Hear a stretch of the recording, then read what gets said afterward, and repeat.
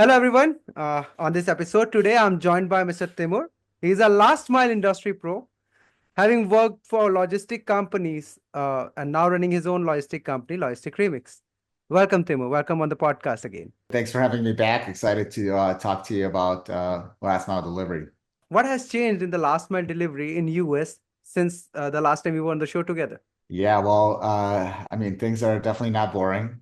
So we've got some things to talk about. There's been some changes. Um, yeah, whoever said logistics was a boring thing? It's really not. It's an exciting industry. I think that's why we spent so many years in it. But just to catch everyone up, and I'm sure some of you have already know some of this stuff and maybe not. But this year, it wasn't unexpected that we're seeing pretty much a flat to down market, right, in terms of e-commerce and last mile delivery, of course, is to get those packages delivered. But what we're seeing is not too much growth in the market. You can, check out FedEx and UPS and what they're reporting in their earnings calls and what they're reporting in their metrics and how things are shifting in terms of their mix from air to ground. But in terms of, ground last mile delivery, things have been pretty much flat year over year. There has been one interesting change in the United States, and that's with the post office, the USPS, the United States Postal Service. They have decided that they are going to change the way they work with companies that are consolidators. Okay. So if you, a lot of, maybe your audience has heard of like a Pitney Bowes Yeah. consolidator, workshare partner, someone that's going to inject the packages all the way down into that last delivery unit, like the post office, and have the post office deliver those packages. Well, all of that is changing this year, and the changes have already taken effect. And so let me just give you an idea of what those changes are. Basically, the USPS used to provide very Uh, strong Timur, discounts, can I right? just Very high. stop you for a moment because this is a very important point. Because of the change in the working, the rates has also Yeah. gone higher. So I would like you to just Oh, take a minute and explain it briefly for our audience and all the people who are working here, because it has impact a lot of things.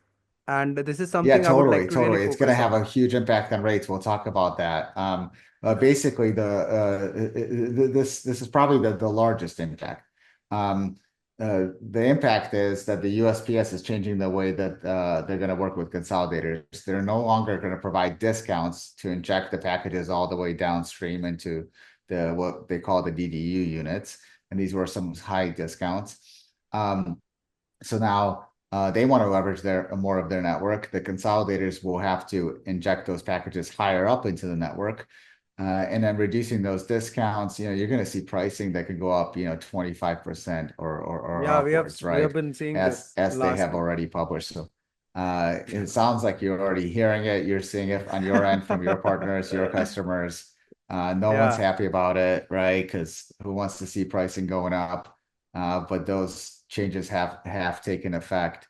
A lot of the discounts were really applied on packages that were under 1 pound or call it less than 1 kilo.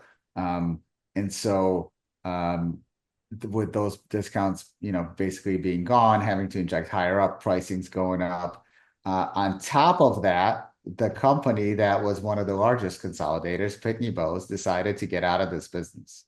So they had a global e-commerce unit that was a consolidator with USPS. They would, do the work share and inject into the post office for final mile delivery.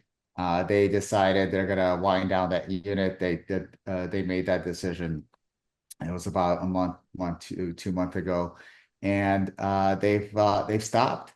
It was in some ways surprising how fast they made that yeah. decision to stop. They were probably if not the largest player, or one of the top players in that space as a consolidator, and so it caused a major scramble because every customer everyone that was using them, whether they were domestic shipping in the US or importing internationally, had to figure out what to do, right? So it's kind of like a scramble. Okay, what do I do? I've got a week or two to make a switch, to make a change. And so a lot of that volume had to shift to, other consolidators, maybe directly with USPS or national carriers, maybe even some went to regional carriers. So a lot of shifting in volume, all in a very short amount of time that happened. Timur, I want to Yeah, tell and you that out that here. I want to just what's add that? in out here. I wanted to add few things out here. Uh, la- First of all, this is a big news that the major player is shutting down their business, because this was something I wasn't aware about. And thank you for informing all of us about it. Secondly, I can tell you something out here. See, as we all know, peak season is coming, and suddenly the rates are very high, very, very high.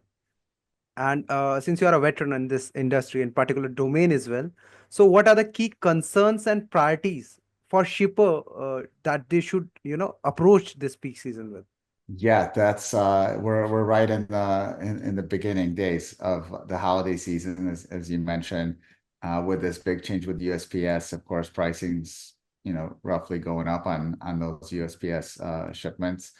Um, and look, I think it's top of mind for everyone right now, right? So if you're a retailer, you're a filming company, a 3PL, you're thinking, okay, how do I get my packages to the right place at the right time at the right cost, and make sure that we have a smooth peak season. So I would say the first thing is ensure that the first question, I think, I'll state it this way. If I'm a shipper right now, if I'm a retailer, right, my top question is, do I have enough capacity to ensure that all my orders are going to get delivered and get delivered on time, right? So my sales are going up, and during the holiday season, I'm going to have more to ship. Are the carriers all going to be able to deliver my packages? So that's the first thing I would make sure. And that's a good question, right? That's the top of everyone's mind. And it's something that's especially important in peak season, and that needs to be communicated between the shipper and the last mile carrier in order to lock in that capacity. Hey, I used to ship, let's just for easy math, I used to ship 100. Now I'm going to ship 150 orders. Can you handle it? And so you need to get a yes back. It's really important. This is on top of everyone's mind. The second thing, which goes to back to the pricing, you mentioned pricing going up. Well, get ready for it to go up even more, right, during this peak season, because of two words, two things, surcharges and demand charges. So Okay, it's this on is top of something everyone's. I cannot call it a good news, but yeah, it's part of business, and our job is to get people aware about it.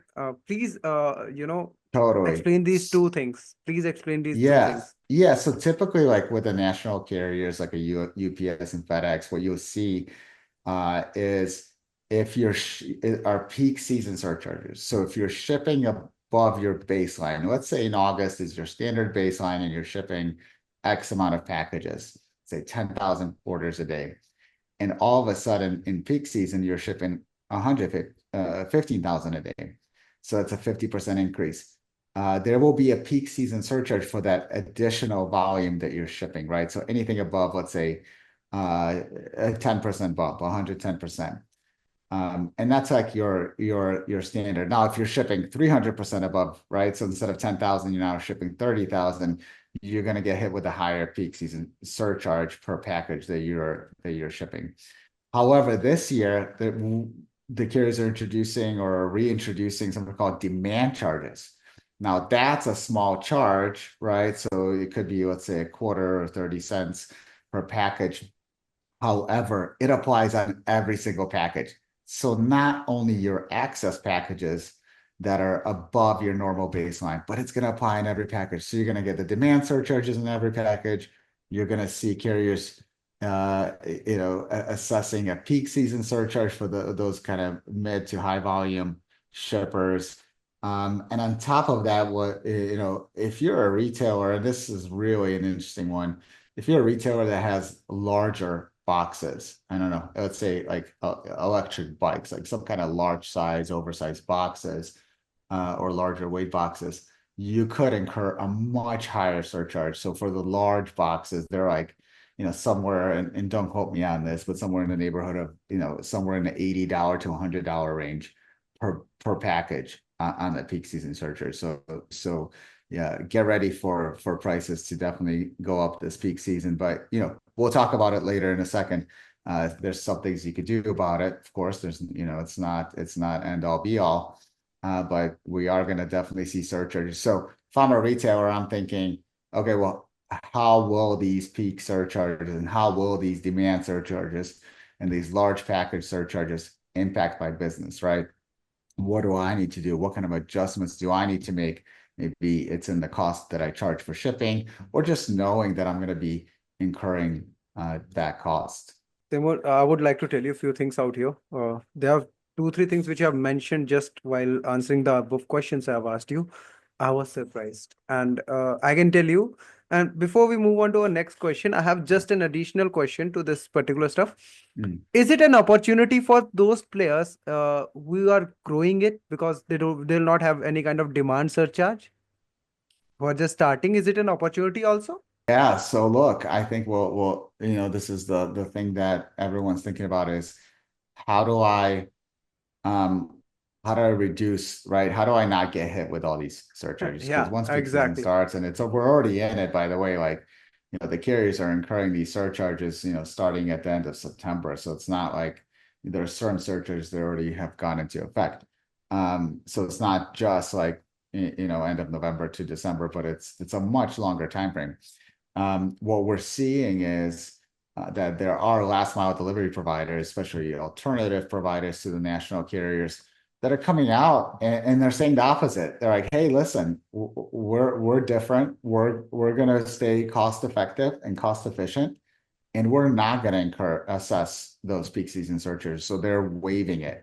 So this is not a blanket statement to say that there's going to be a peak season searchers across the board. In fact, it's like quite the opposite. Now, national carriers, yes, they've stated they're going to have, and there's some carriers have stated they're going to have a peak season surcharge, but the regional carriers, from what I've seen, for the most part, are waiving it this year, and they're going to be a lot more cost effective. So anyone's looking to save money, right? They should be thinking about, okay, how do I find those players, or how do I find those delivery providers if I'm not using them yet, or if I'm already using them, okay, well, maybe I should give them more of the volume because I'm not going to incur those peak season surcharges with that carrier. So again, there's options.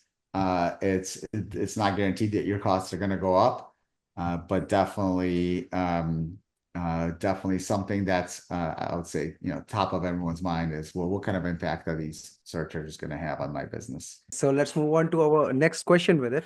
So, what should Hmm. be carriers and shippers be focusing on to strengthen their partnerships while going into this peak season? Because that is a very important thing. Well, I think for one, really good communication, right? So things are not going to be perfect, especially because there's such an increase in volume, right? That everyone's going to be thinking, there's going to be issues, they're just going to come up, right? So things happen, right? I always say it's always an adventure in logistics, right? Things will happen. So I think strengthening communication is extremely important. So having the right communication channels. What do I do when something goes wrong? What do I do when I have this issue come up? Who do I go to? Do I go to a customer service team? Do I go to an operations team? Do I go to the local terminal manager? Who should I speak with? And do I have their contact information? I think is extremely important. So staying in touch, even going beyond, above and beyond, and having a regular call just to ensure things are running smoothly, right? So having a free, weekly or whatever frequency you want to ensure that communications are there, and the open lines communication can help resolve those issues. The other thing, I'd say, secondly, is aligning on the volume forecast, and goes back to the first thing that I mentioned is, look, at the end of the day, there's a limited capacity. It's not completely unlimited. And so aligning on capacity. So if a carrier is going to ensure that they have enough capacity to provide to all their shippers, they need to know what the forecast is from those shippers and how much volume those shippers are going to be shipping in each week during peak season. And so what's really helpful is for retailers to think about, okay, well, I need to provide a really good forecast. Even if it's not perfect, I can always fix it later. But the last thing that you want to do is, as a shipper, is tell the carrier, "Hey, I'm going to ship 100 orders and then end up shipping 200, or I'm going to ship 100 and then end up shipping 50." Just try to keep That those margin very low. forecasts up. Yeah, keep the variance lower.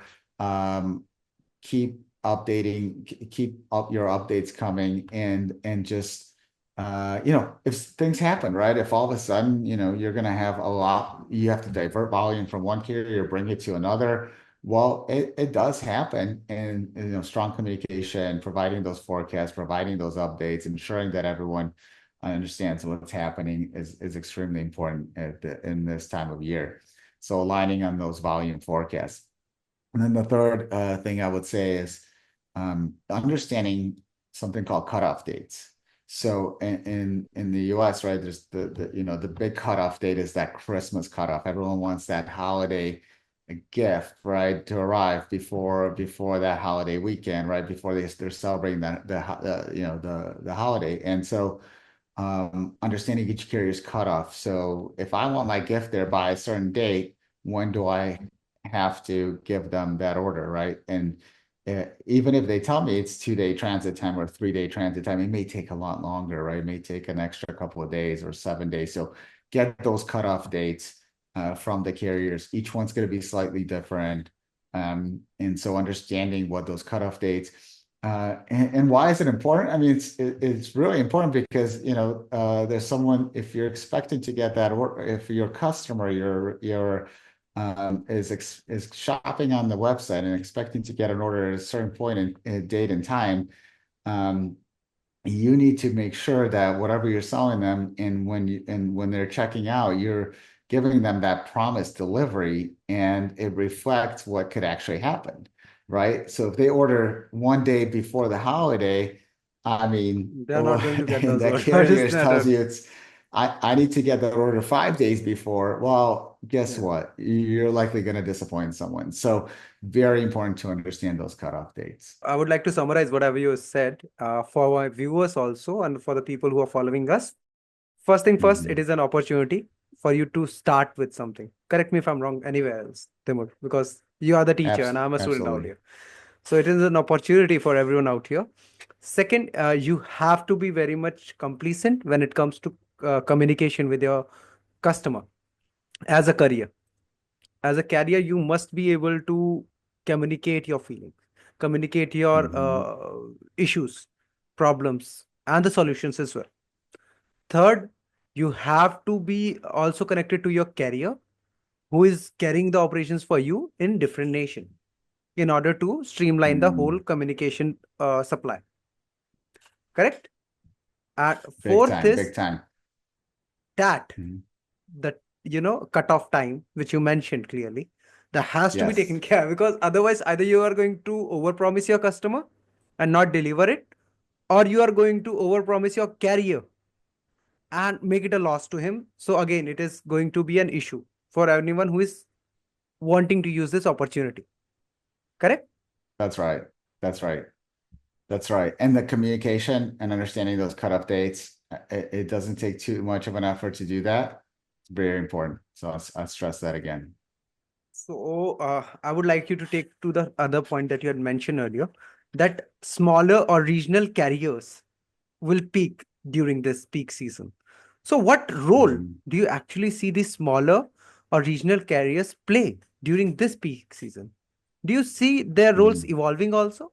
So, this is my question with you. Yeah, I mean, look, I think if you I just want to take a step back. That's like I want to rewind, like, let's say 3, 4 years ago when we were going through the pandemic, and most retailers would just use one or two carriers. And unfortunately, because there was well, I guess fortunately there was so much demand, right, for delivery, for last mile delivery, there just wasn't enough capacity to deliver every package.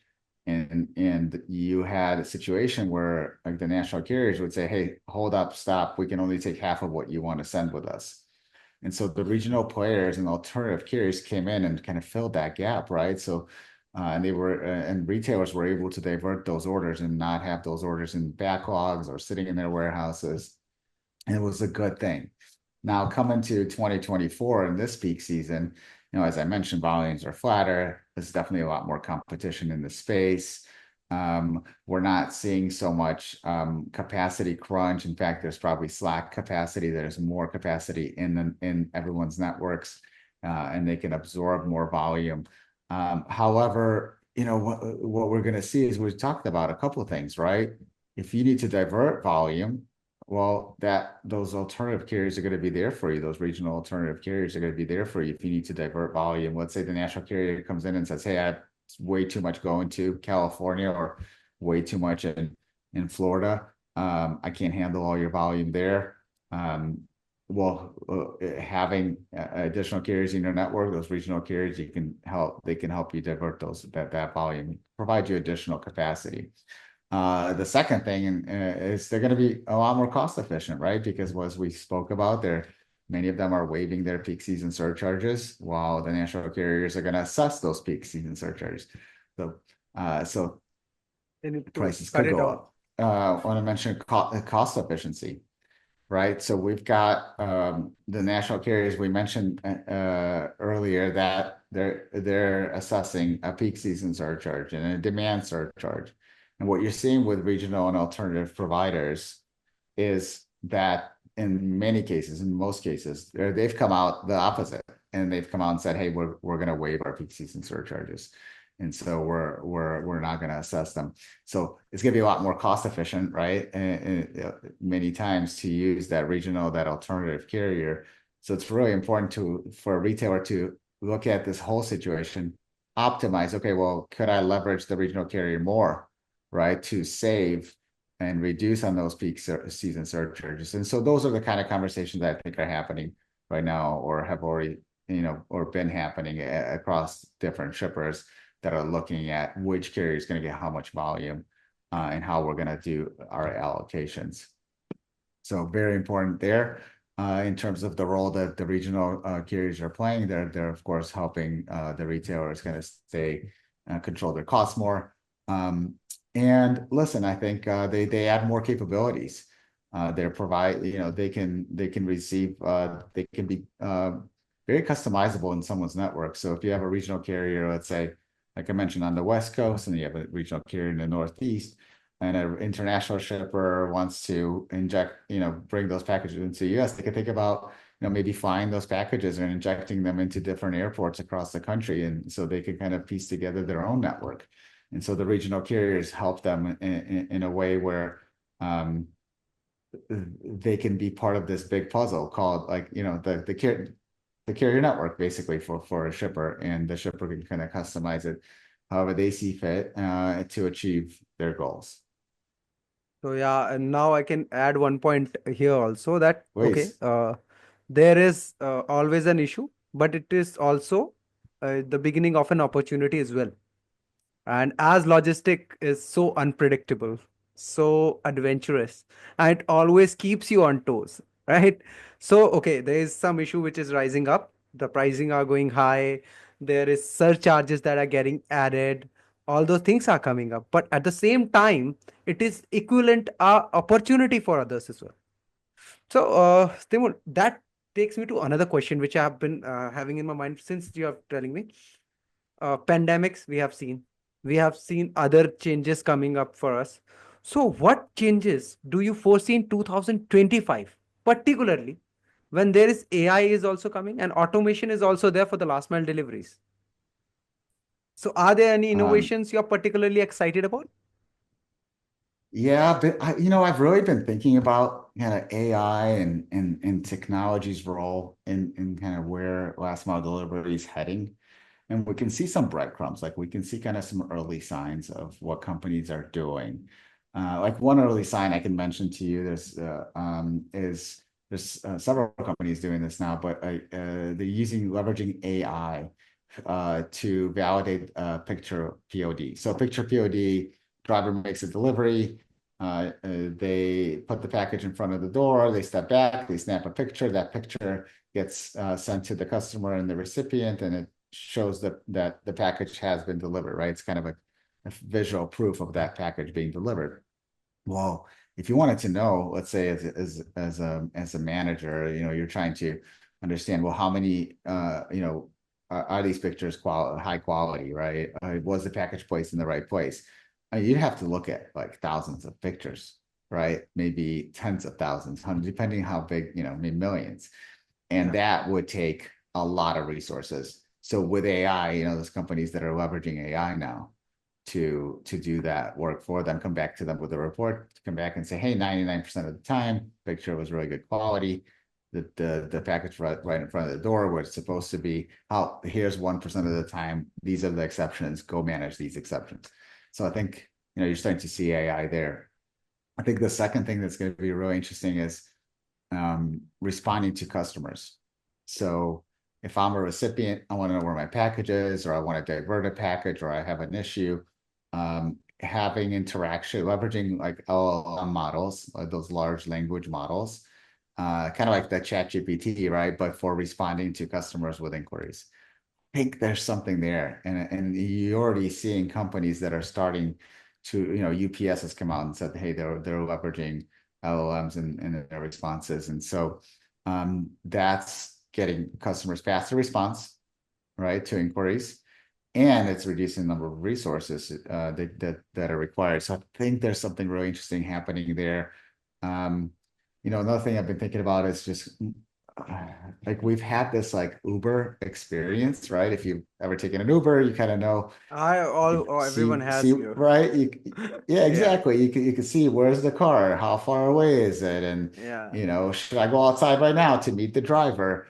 Well, I think we're not quite there yet with last mile delivery. You don't really see that as much. I mean, you see things like companies like that are coming out and saying, hey, we can provide you with a 2 hour window, or we can tell you that the driver is out for delivery and they're like 10 stops away.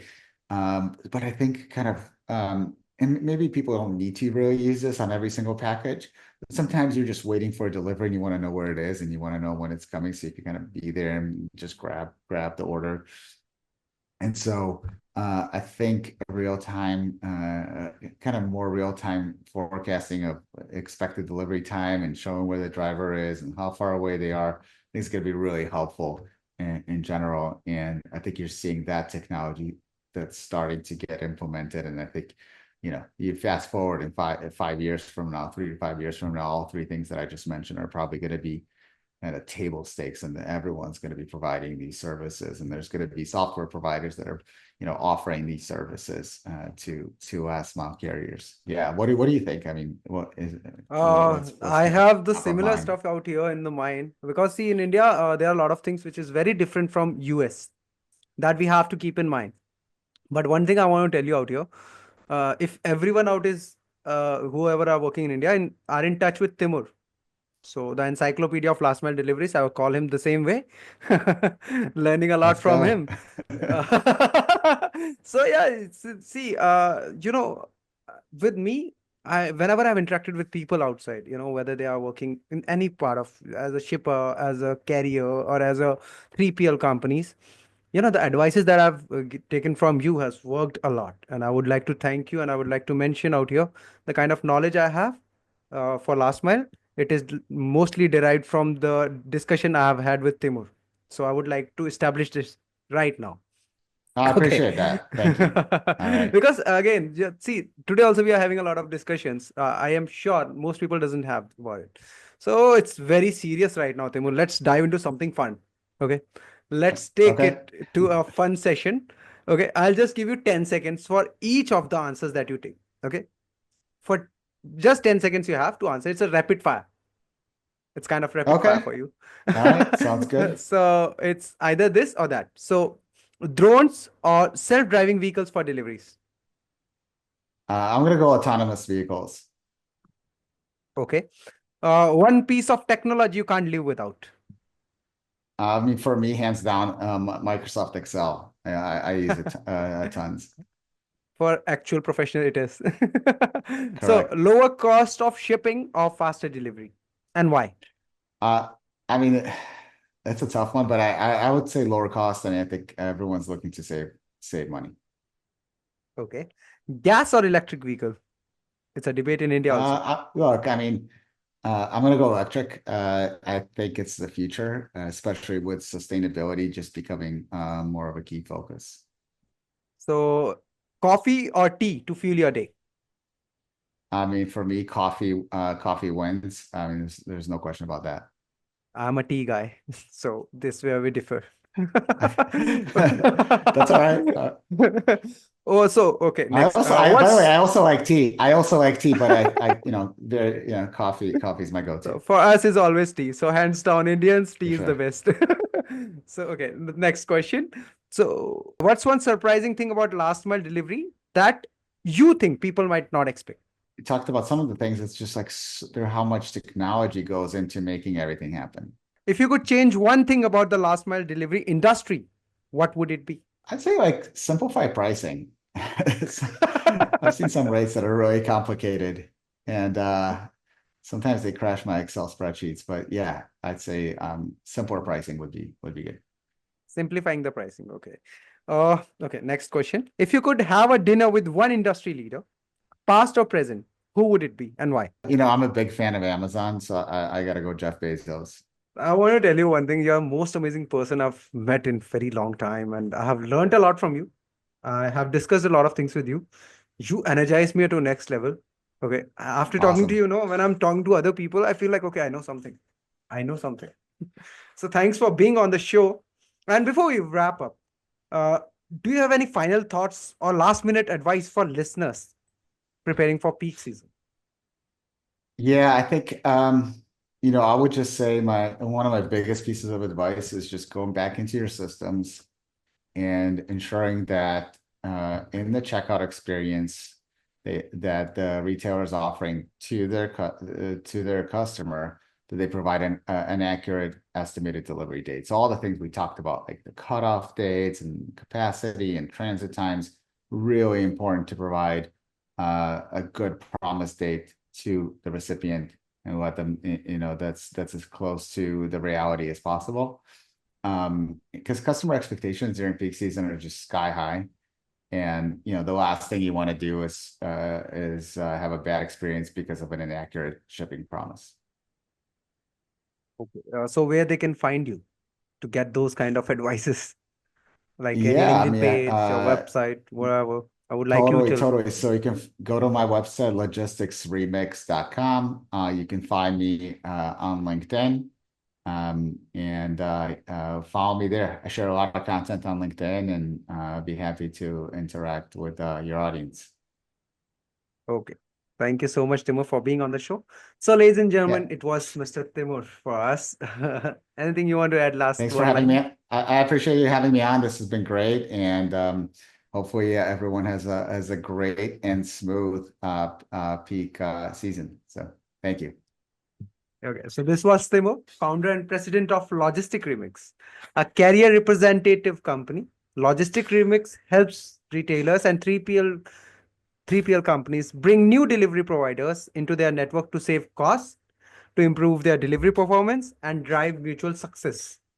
Prior to founding Logistic Remix, Timur has also experienced 20 years in different companies, Lone Star Overnight being one, Shipping Easy being second, U-Ship, Eco Global Logistics, and CM Robinson. So that was Timur for you, everyone. Thank you, Timur. Signing off. Thank you.